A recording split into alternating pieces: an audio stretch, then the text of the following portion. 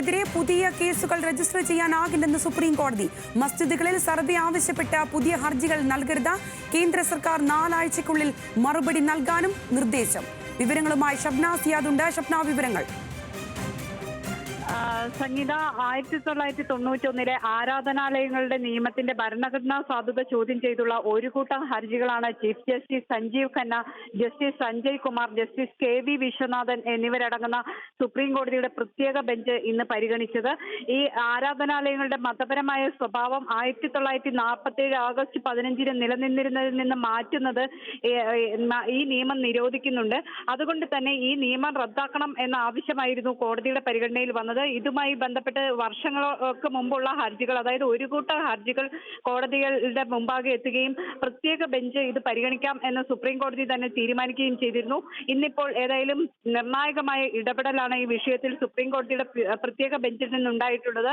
കോടതി ഇപ്പോൾ ചൂണ്ടിക്കാണിച്ചിട്ടുള്ളത് ഈ വിഷയവുമായി ബന്ധപ്പെട്ട ആരാധനാലയങ്ങൾക്കെതിരെ പുതിയ കേസുകൾ രജിസ്റ്റർ ചെയ്യരുത് എന്ന സുപ്രധാനമായ വിധി പ്രസ്താവന സുപ്രീം കോടതിയുടെ ഭാഗത്തു നിന്നുണ്ടായിട്ടുണ്ട്.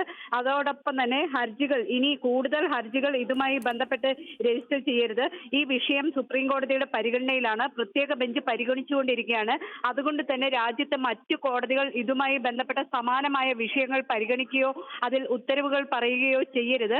കൂടാതെ ഈ സർവേ, മുസ്ലിം പള്ളികളിലെ സർവേ അടക്കമുള്ള നടപടികൾ, അത്തരത്തിലുള്ള കാര്യങ്ങളും നിർത്തിവെക്കണം. സുപ്രീം കോടതി ഇനി ഇതിൽ തീരുമാനമെടുക്കുന്നത് വരെ മറ്റു ഹർജികൾ രജിസ്റ്റർ ചെയ്യുകയോ അല്ലെങ്കിൽ കേസുകൾ കോടതികൾ പരിഗണിക്കുകയോ ചെയ്യരുത് എന്നാണ് പ്രത്യേക ബെഞ്ച് ഇപ്പോൾ നിർദ്ദേശം നൽകിയിട്ടുള്ളത്.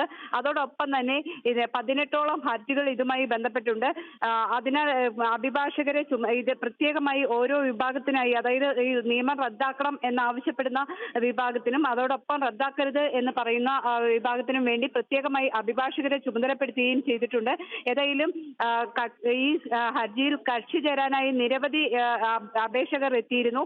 ഇവരെ എല്ലാവരെയും കോടതി കക്ഷി ചേർക്കുകയും ചെയ്തു. പ്രത്യേകിച്ച് CPM-ന് വേണ്ടി പ്രകാശ് കാരാട്ട്, മുസ്ലിം ലീഗ്, സമസ്ത തുടങ്ങിയ നിരവധി സംഘടനകളാണ് ഹർജിയിൽ കക്ഷി ചേരാൻ അപേക്ഷ നൽകിയത്. കക്ഷി ചേരാൻ അപേക്ഷ നൽകിയവരെ എല്ലാവരെയും കോടതി അനുവദിച്ചു. ഇനി കൂടുതൽ ഹർജികൾ വരരുത് എന്ന് കോടതി നിർദ്ദേശിക്കുകയും ചെയ്തു.